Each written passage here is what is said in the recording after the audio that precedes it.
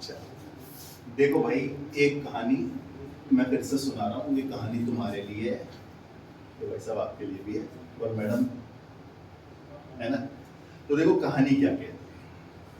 आजकल क्या है, बहुत आसान काम हो गया है। आप कुछ पैसे देते हो, स्कूल जाते हो, स्कूल की रिस्पॉन्सिबिलिटी आपको सारी फैसिलिटीज है, पंखा, लाइट, एसी, सब कुछ बढ़िया। ट्यूशन में पैसे देते हो, ट्यूशन वाले की रिस्पॉन्सिबिलिटी है, पंखा, लाइट, बोर्ड, पढ़ाना, सब कुछ। आज से पहले ऐसा नहीं होता था। अगर हम पहले की बात करें, पुराने टाइम की, तो पुराने टाइम में जब राजा महाराजा होते थे, तो उसमें बच्चों को गुरु के आश्रम में जाके पढ़ना होता था। चाहे गरीब का बच्चा हो, चाहे अमीर का बच्चा हो, वो आश्रम में जाकर पढ़ता था। सुनिए ना कहानी। अब आश्रम में जाकर, चाहे अमीर हो चाहे गरीब हो, वहां पर वो पढ़ रहा है, उसके पैसे नहीं लगते थे।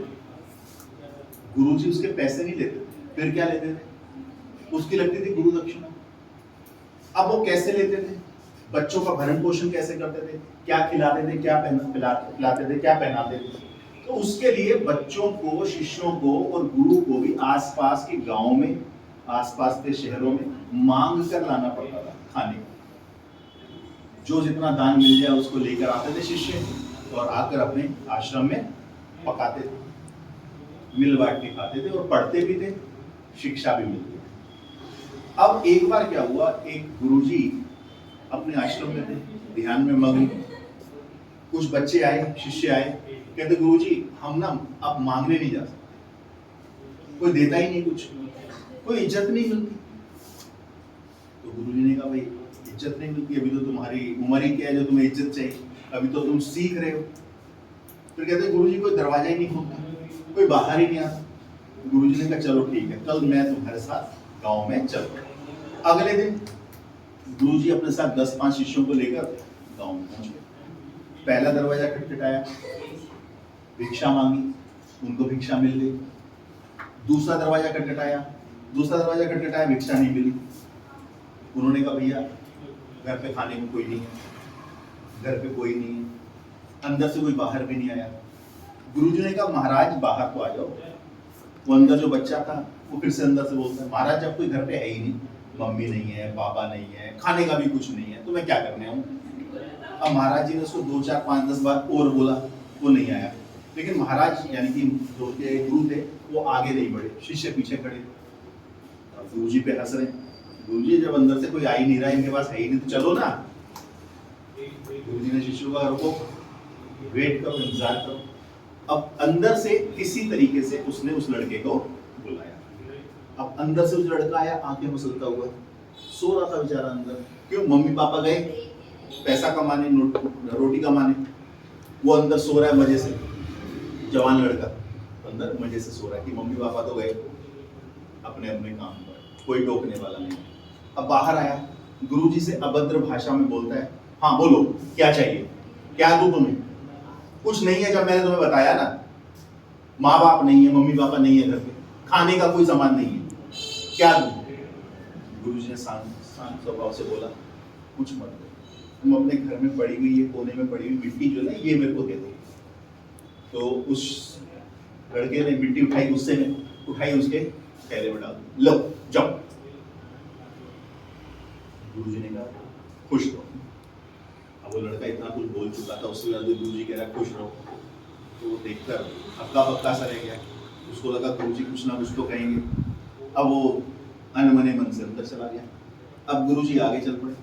आगे और दो चार घरों में कुछ मांगा, कुछ मिला, कहीं से कुछ मिला, कहीं से कुछ मिला, कहीं से कुछ नहीं भी मिला। लेकिन गुरुजी जहां से कुछ नहीं मिलता ऐसी हरकत कर रहे थे। तो पीछे जो शिष्य चल रहे थे ना, 5-7 शिष्य थे, वो हंस रहे थे, मिट्टी इकट्ठी कर, दिमाग ही नहीं, हमें क्या मिट्टी खिलाएगा। अब गुरुजी तो सुन रहे थे, पीछे पीछे शिष्य आ रहे हैं, वो आगे आगे जा रहे हैं, शिष्य आपस में बात कर रहे हैं, क्या इकट्ठी कर रहा है ये मिट्टी। अब आगे चल के एक कोने पर जाकर मोड़ पर एक शिष्य ने हिम्मत की, गुरुजी से पूछा, गुरुजी कर क्या रहे हो, ये मिट्टी क्यों इकट्ठी कर रहे हो, क्या करोगे इनका? तो गुरुजी कहते हैं भाई मैंने तुम्हें यहाँ 2 शिक्षा दी, तुमने शायद सीखी हो या ना सीखी हो, ध्यान से सुनो।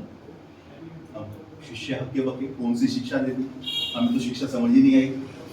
पहली शिक्षा, गुरुजी कहते हैं देखो पहली शिक्षा थी कि उन लोगों का आलस उनसे छुड़वाना, उन लोगों का आलस उनसे छुड़वाना। माँ बाप गए हैं बाहर और बच्चा दिन में सो रहा है, जवान लड़का दिन में सो रहा है, वो भी तो कोई काम कर सकता था, आगे बढ़ सकता था।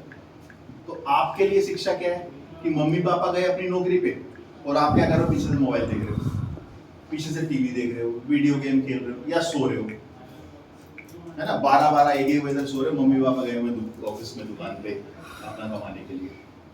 तो आलस को छोड़ना पड़ेगा। दूसरा, अब शिष्यों ने कहा चलो महाराज ये तो मैं मान गया, दूसरी बात कहते ये दूसरी बात, मैंने उस बच्चे को देने की आदत डाली, उसके घर में कुछ नहीं था, मानता हूं मैं, लेकिन मिट्टी तो थी, पानी तो था, अगली बार कोई और उनसे कुछ मांगने आएगा तो वो उसको मिट्टी पानी या जो भी उसके पास होगा वो उपलब्ध करवाने की कोशिश करेगा।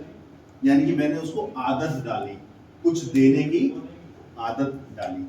आपके पास भी क्या होना चाहिए, शिष्य हो तो शिष्यों को क्या आदत होनी चाहिए, आदत होनी चाहिए पढ़ने की। अब पढ़ने का मतलब ये नहीं कि मैथ्स का यही क्वेश्चन रिवाइज करना है या मैथ्स का ये वाला चैप्टर पढ़ रहे हैं तो ये वाला चैप्टर पढ़ना है, ऐसा नहीं। पढ़ने की आदत का मतलब है आप कुछ भी पढ़ो, मैगजीन पढ़ो, अखबार पढ़ो, न्यूज़पेपर पढ़ो, नॉवल पढ़ो, कोई कहानी की किताब पढ़ो। पढ़ने की आदत होगी तो ये भी पढ़ने लगोगे धीरे धीरे। पढ़ने की आदत नहीं होगी तो हम जितना मर्जी आपको धमकाते रहें, डांटते रहें, ज्यादा से ज्यादा आप क्या करोगे, किताब खोल लोगे, थोड़ी देर देख लोगे, फिर बंद कर दोगे। समझ में तो आएगा नहीं, क्यों नहीं आएगा, पढ़ने की आदत तो है ही नहीं। तो दो चीजें शिक्षा दी उसने, गुरुजी ने। क्या शिक्षा दी, पहली आलस छोड़ दो, दूसरा आदत डाल, अच्छे काम की आदत डालो। आपके लिए क्या अच्छा काम है, आपके लिए अच्छा काम है पढ़ाई करो, मेहनत करो। तो भाई आज से करोगे या मेरे को डंडा ही उठाना है, अरे बताओ, करोगे? चलो तो फिर मैं इंतजार करूंगा उस दिन का जब से आप पढ़ना शुरू करोगे। ठीक, आज की कहानी है।